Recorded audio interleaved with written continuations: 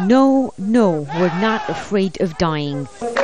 That was the response Sunday morning to yet another attack on the Christian community here. Protesters who've been camped outside the state TV building for a week chanting, "Whose turn is it next?" The sit-in followed the May 7 clashes in a Cairo slum that left a church burned and 15 people dead, both Christian and Muslim. Copts coming out in force, old and young. But overnight their gathering came under attack. Gunmen fired at the protesters and lobbed rocks and firebombs. Witnesses say the attack was coordinated and from multiple directions. Out of nowhere, a group of men emerged from this side and started shooting at us. Later they came from that side too.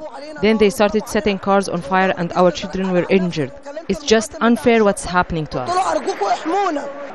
There's a lot of anger here. How is it that Christians who've been gathered to protest the very issue of lack of protection of the Coptic community have themselves come under attack? People here say they had prior warning that violence was imminent and that they warned authorities, but police failed to respond.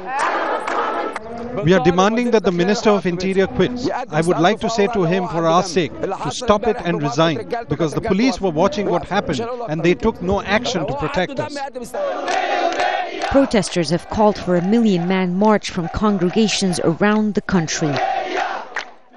But Coptic Pope Shenouda had urged them to end their sit-in, saying the situation has become unacceptable.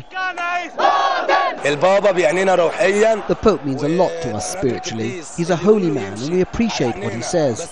But we beg his pardon. We'll continue to demand our rights. We're being persecuted. A growing confrontation that shows no signs of fading away, with the anger of this community overpowering any words of advice, even from their most revered clergymen. Rageh, Al Jazeera, Cairo.